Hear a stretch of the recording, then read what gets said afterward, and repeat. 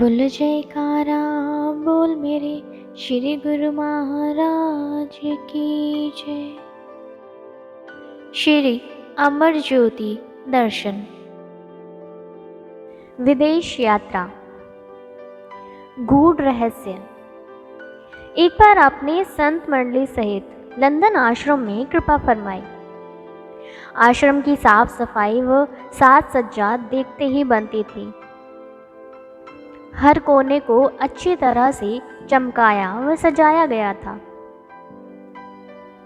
प्रातः काल श्री आरती पूजा के पश्चात आपने आश्रम की एक ओर बने हुए बगीचे में कृपा की।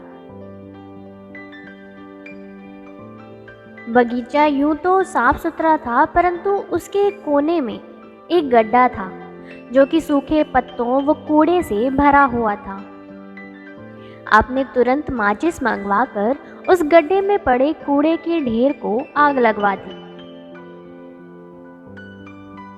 और फरमाया, आज इस अग्नि में जो कुछ भी डालोगे सब भस्मीभूत हो जाएगा। अग्नि की यह विशेषता है कि वह किसी से किसी प्रकार का भेदभाव नहीं रखती। इसमें जो भी वस्तु डाली जाए, उसका रंग रूप आकार कुछ भी हो, यह उसके गुण दोष देखे बिना उसे पवित्र राख में परिवर्तित कर देती है। महापुरुषों ने प्रेम भक्ति के वास्तविक स्वरूप को दर्शाते हुए वाणी में उच्चारण किया है। दर दिले आशिक जो इश्क आतिश अफरोक्त हर चे जुज माशूक बूद ओरा बक्सोक्त। प्रेमी के दिल में जब प्रेम की अग्नि प्रज्वलित हो जाती है तो उस समय सिवाय प्रियतम के जो विचार और भावनाएं अंदर होती हैं, वह उनको जलाकर भस्म कर देती है। फिर प्रेमी को सिवा प्रियतम के कुछ भी दिखाई नहीं देता। महापुरुषों की इलाही मौज और उनके गूढ़ रहस्यों को कौन समझ व जान सकता है। कैसे हमारे जन्म जन्मांतरों से मलिन मन की मलिनता और विकारों को दग्ध करना चाहते हैं और अपनी असीम अनुकंपा से उसके लिए संयोग व साधन भी स्वयं ही बनाते हैं। अद्भुत चमत्कार। एक बार श्री प्रभु जी का हांगकांग का प्रोग्राम बना। बंबई से एयर इंडिया का विमान दिल्ली से होते हुए हांगकांग जाना था, परंतु दिल्ली पहुंचकर कुछ तकनीकी खराबी आ जाने के कारण यह आगे के लिए रवाना न हो पाया। विमान कर्मचारियों ने यह घोषणा कर दी कि सभी यात्री उतरकर होटल में चले जाएं। सबके रहने हेतु वहां प्रबंध कर दिया गया है। जब विमान ठीक हो जाएगा तो सूचित कर दिया जाएगा। श्री गुरु महाराज जी की मौज कुछ और ही थी। अतः फरमाने लगे कि हमने अब हांगकांग नहीं जाना है। उधर टोरंटो से एक भक्त जी कुछ एक दिनों के लिए भारत आए हुए थे। उनकी हार्दिक इच्छा थी कि महाप्रभु जी के श्री दर्शन करके ही वापस लौटूं। परंतु जैसे ही उन्हें पता चला कि श्री प्रभु जी तो हांगकांग के लिए प्रस्थान कर चुके हैं, तो अपने आप को मंदभाग्य जानकर सजल नयनों से भारत से कनाडा जाने के लिए दिल्ली एयरपोर्ट पर पहुंच गए। इसे संयोग कहा जाए अथवा अद्भुत चमत्कार, क्योंकि विरह में डूबते हुए उस प्रेमी को एयरपोर्ट पर अपने कर्णधार महाप्रभु जी के साक्षात दर्शनों का सौभाग्य प्राप्त हो गया। आपने उस प्रेमी को फरमाया, तुम्हारे लिए ही तो हमारा जहाज रद्द हुआ है। यह सुनकर भक्त जी की आंखें कृतज्ञता से सजल हो उठी। श्री गुरु महाराज जी ने उसे आशीर्वाद प्रदान कर उसकी झोली को भक्ति की दात से भरपूर कर दिया।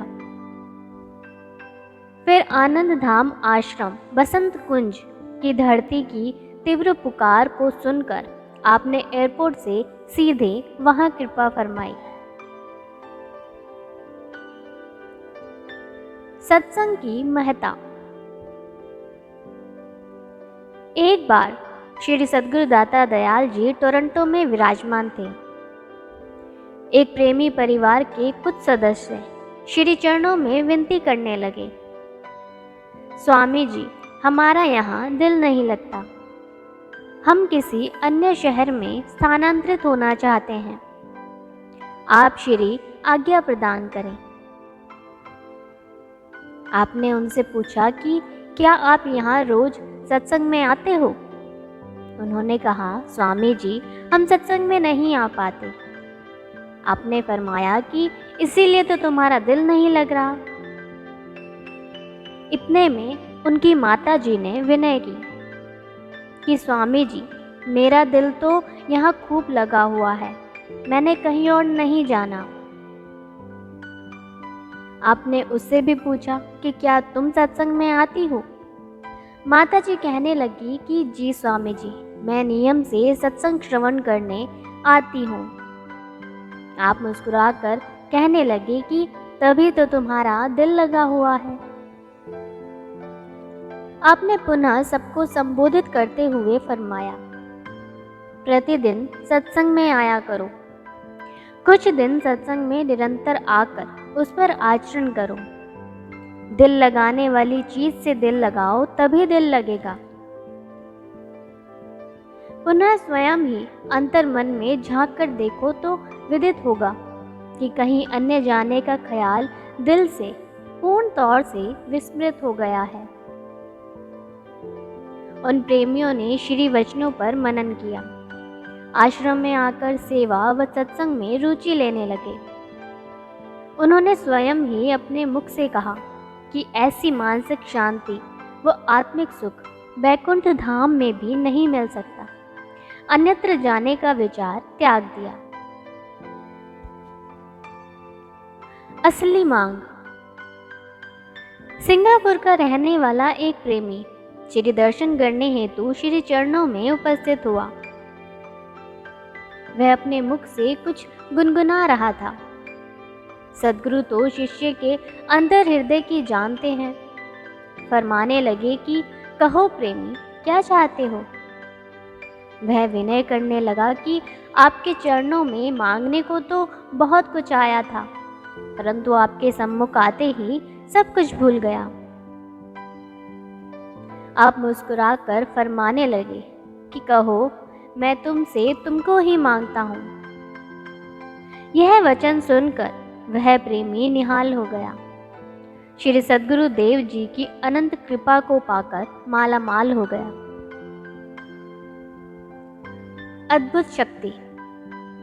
श्री प्रभु जी ने महात्मा पूर्ण भक्तानंद जी को एक बार गुरमुखों को अपनी ओर से शुभ दुआ आशीर्वाद का संदेश देने के लिए और अपनी कुशलात पूछने के लिए जकार्ता भेजा।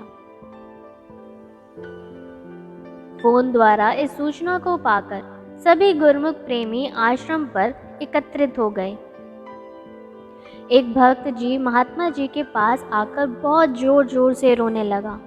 इतना रोए कि चुप कराने पर भी चुप ना हुए। महात्मा जी के बार बार पूछने पर वह अपनी आप बीती सुनाने लगा। उन्हें हृदय रोग था और सब नसें ब्लॉक हो चुकी थी।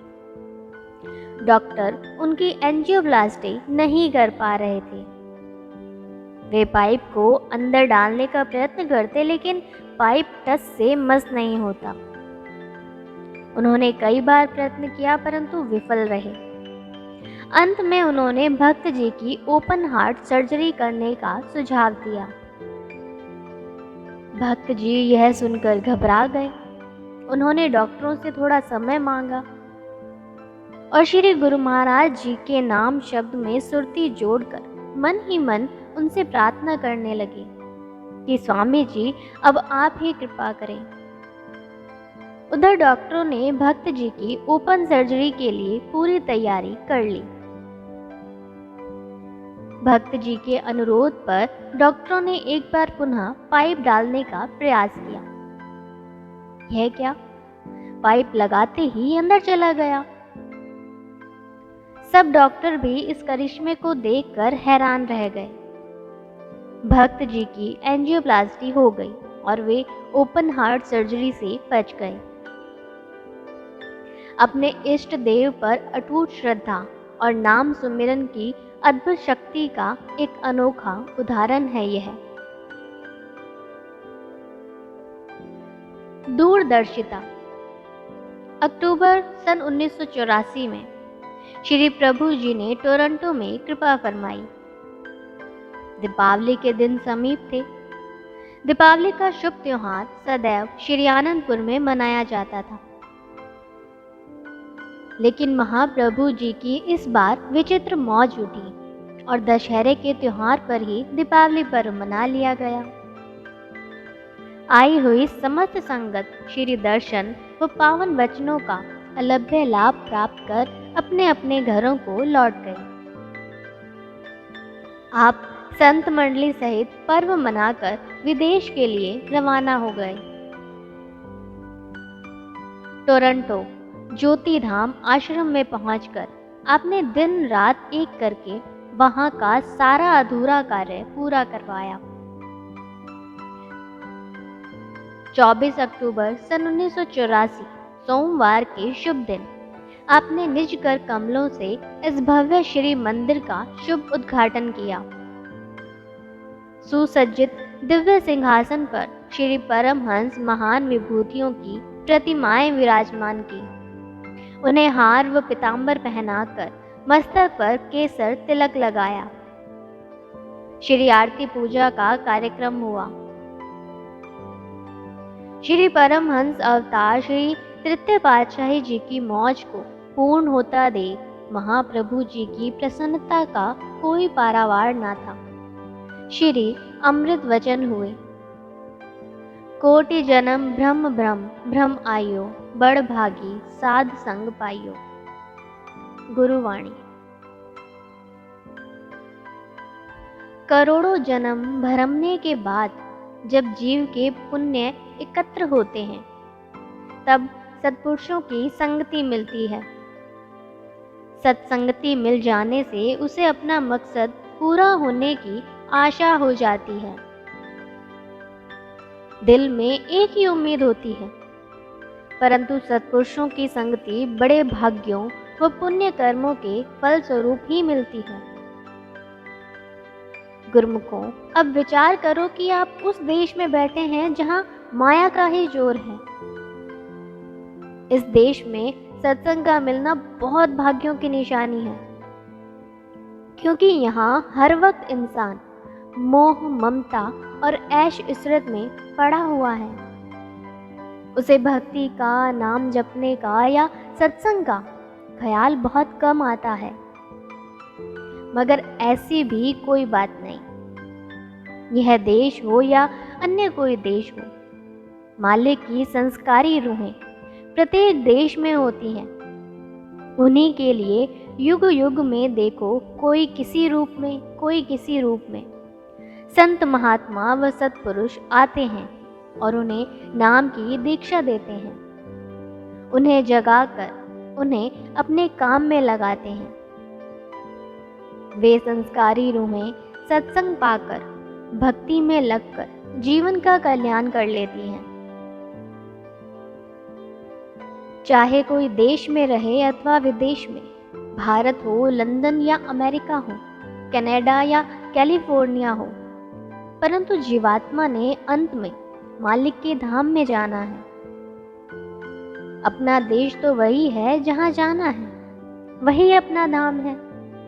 अपने ख्याल से इंसान कितना भी विदेश घूमे और उसे वहां कितना ही सुख आराम मिले, मगर वह उसे आराम समझता नहीं। जब तक वह अपने घर नहीं पहुंचता, उसे चैन नहीं आता। इसी तरह रूह क्यों दुखी है?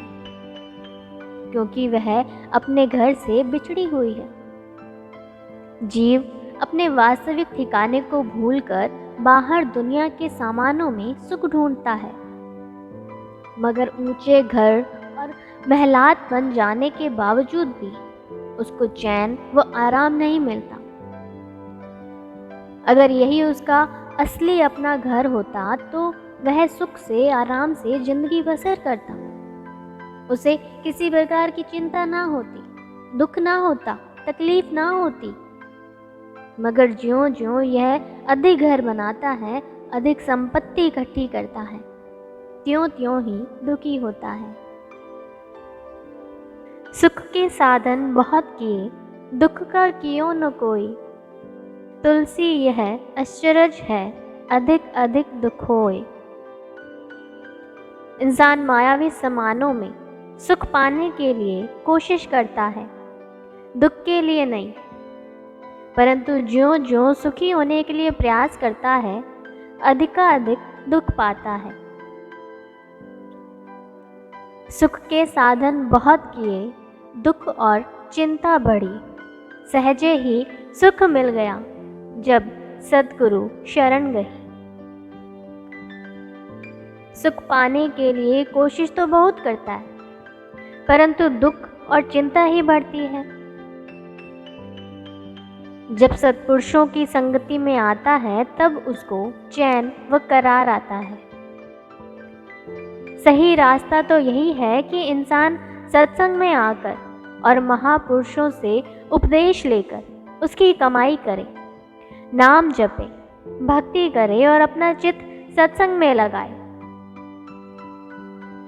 तब उसको सही मायनों में सच्चा सुख और सच्चा आनंद मिल सकता है। केवल यही उसकी अपनी आत्मा की खुराक व आत्मा की सच्ची चीज है। इस चीज को पाने के लिए आज श्री मंदिर जी का शुभ मुहूर्त हुआ है। जो भी यहाँ आकर श्री आरती, पूजा, सेवा, सत्संग और भजन करेगा, वह निश्चय ही अपने जन्म को सकारत कर लेगा। श्री वचनों की अनमोल निधि में सच्चे सुख को पाने के रहस्य को जानकर प्रेमी गुरमुख जन निहाल हो गए। सबके चेहरों पर अपने ही शहर में भक्तिमय वातावरण मिल जाने के कारण अपूर्व प्रसन्नता झलक रही थी। दिन रात माया की झिलमिल में फंसे हुए, माया की ही गुलामी झेलते हुए प्राणियों को आज इस रास्ता से मुक्त कराने वाले संत सद्गुरु जो मिल गए थे, इसीलिए आत्मा सच्चे सुख की सांस लेने लगी। आपने आश्रम के पीछे पड़ी खाली जगह पर कृपा फरमाई, उसे बगीचे का भव्य रूप प्रदान करने के लिए भक्तों को उस स्थान को साफ करने की आज्ञा दी। सबने इस सेवा में भाग लेकर कुछ ही क्षणों में इस जगह को साफ कर दिया। आप स्वयं नर्सरी में जाकर रंग बिरंगे पुष्पों के पौधे लेकर आए और निज कर कमलों से उन पौधों को लगाकर उस बगीचे का उद्घाटन किया। कुछ समय पूर्व जो भूमि घास फूस से भरी पड़ी थी, महाप्रभु जी की कृपा से कुछ ही पलों में सुंदर वाटिका के रूप में सुशोभित होने लगी। महापुरुषों की दृष्टि जहाँ पड़ जाए, वहाँ जड़ व चेतन हर चीज में निखार आ जाता है। सब गुरमुख जन भी आपकी इन दिव्य लीलाओं और करिश्मे को देखकर हैरान रह जाते। नवनिर्मित आश्रम का शुभ मुहूर्त संपन्न कर आपने ओटावा के लिए प्रस्थान किया।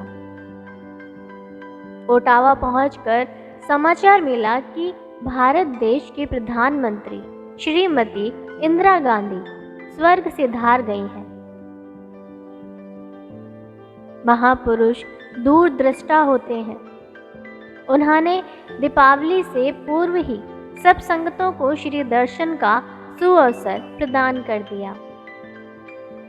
उस समय देश की परिस्थितियां बिगड़ गई और लोगों को काफी असुविधा का सामना करना पड़ा।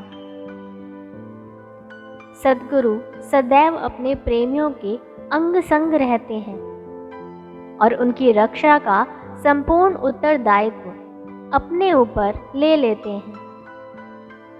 जीव बुद्धि उनकी महिमा व लीलाओं को समझ पाने में असमर्थ होती है। यह रहस्य बाद में प्रेमियों पर विदित हुआ कि श्री प्रभु जी ने अचानक ही ऐसा बदलाव क्यों किया था। असीम अनुकंपा।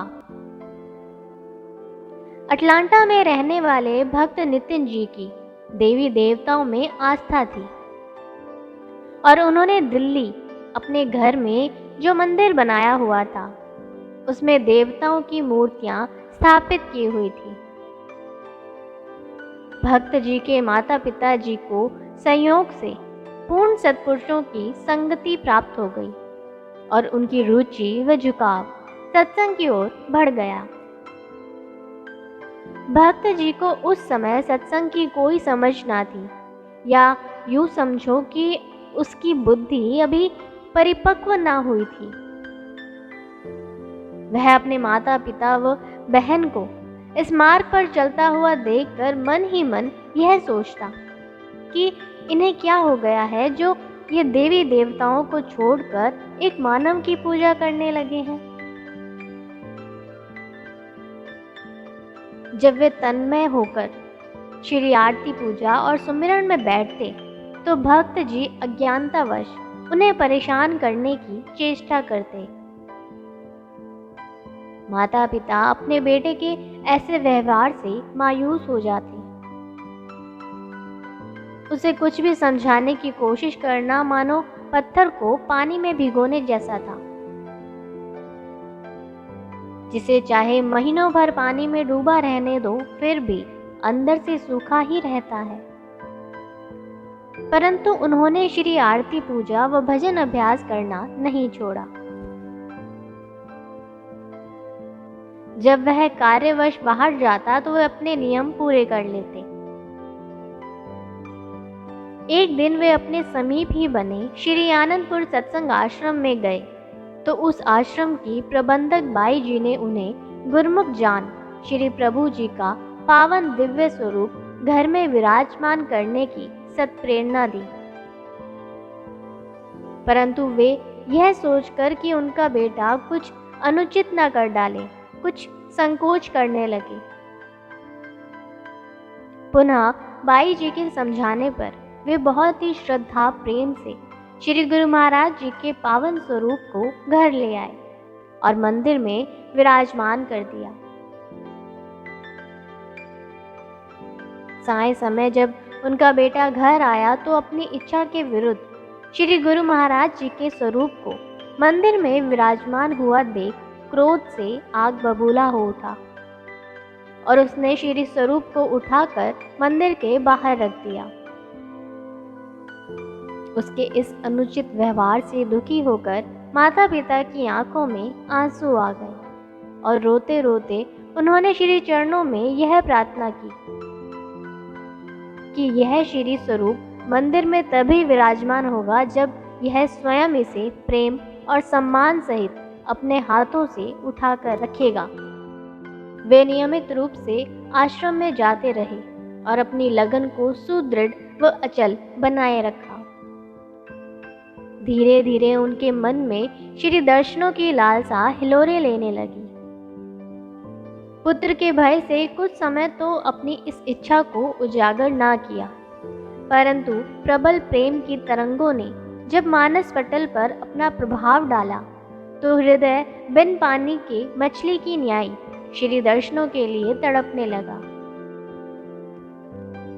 आखिर उन्होंने पुत्र को इस विषय में बताने का निश्चय किया।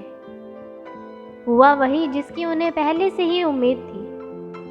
माता पिता का श्री आनंदपुर जाने का विचार सुनकर वह एकदम भड़क उठा और क्रोध में आकर ना जाने क्या क्या अपशब्द कहने लगा।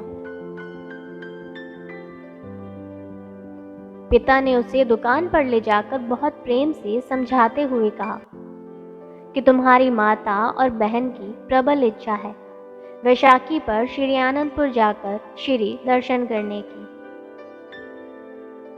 बस तुम उनके साथ चले जाओ, फिर भले ही वहां श्री मंदिरों में मत जाना। काफी समझाने बुझाने पर अंततः वह इस बात पर सहमत हो गया। त्योहार में अभी कुछ दिन शेष थे। इसी बीच काम के सिलसिले से वह कुछ सामान इत्यादि लेने घर से निकला। अभी कुछ ही दूरी पर पहुंचा था कि उसे अकस्मात अपनी आंखों के समक्ष श्री सद्गुरुदेव जी महाराज श्री पंचम पातशाही जी का विराट स्वरूप प्रत्यक्ष दिखाई दिया। श्री प्रभु जी उसे सचेत करते हुए कहने लगे कि आगे मत जाओ, दुर्घटना हो जाएगी। उसने इस दृश्य को मन का भ्रम समझकर अवहेलना कर दी,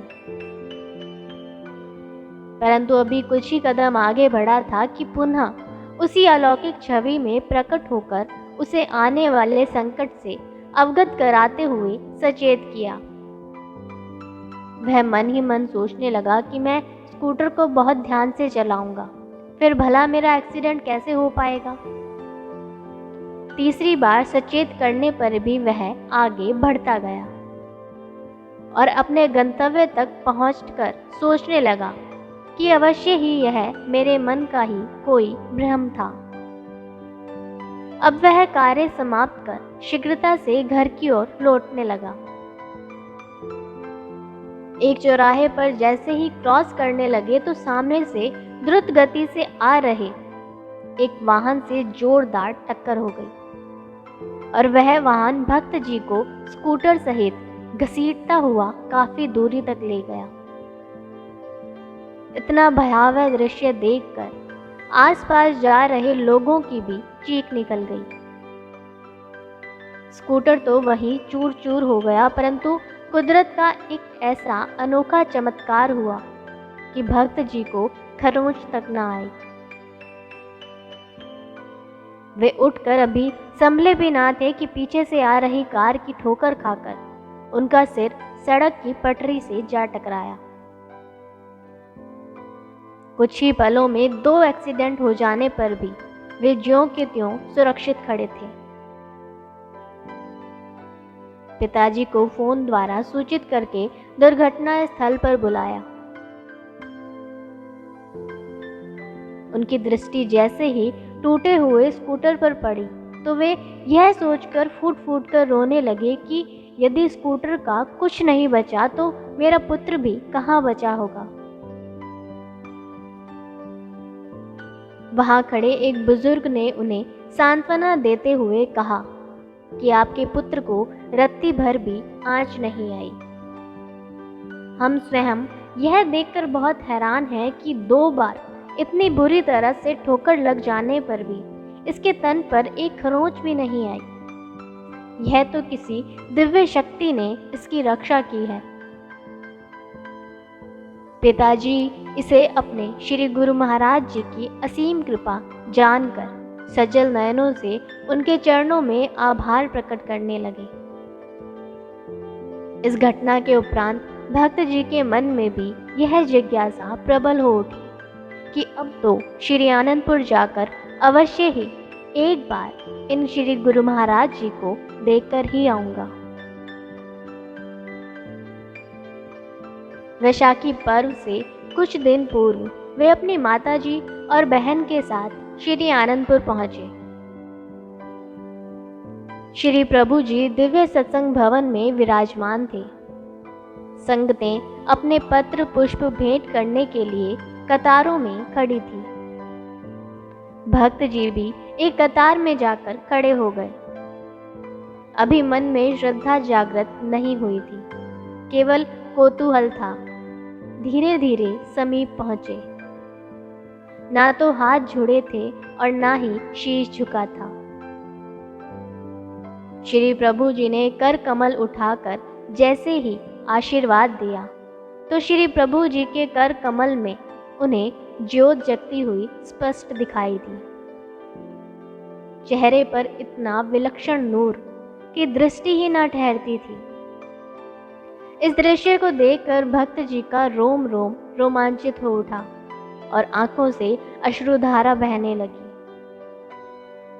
अपनी करनी पर पश्चाताप करते हुए उन्होंने वहीं दंडवत प्रणाम कर क्षमा याचना की और नाम की दीक्षा ली। श्री दर्शन कर जब घर लौटे तो अत्यंत श्रद्धा व स्नेह सहित श्री प्रभु जी की श्री छवि को मंदिर में विराजमान कर तिलक लगाया और श्री आरती पूजा की। इसके पश्चात अपनी सुरती को भजन अभ्यास में जोड़ दिया। महापुरुषों की एक झलक मन को सभी विकारों और व्याधियों से मुक्त कर जीव को कितनी ऊंचाइयों तक पहुंचा देती है, इसका वर्णन करना जीव बुद्धि से परे है। बंजर व पाषाण हृदय भी प्रभु कृपा की अनुपम दृष्टि से लहलहाने लगते हैं। उनमें भक्ति की कौंपलें फूट पड़ती हैं और वे भी अपने जीवन को सरस बना प्रभु चरणों से जुड़कर अपने जीवन का कल्याण कर लेते हैं। क्रमशः बोल जयकारा बोल मेरे श्री गुरु महाराज की जय।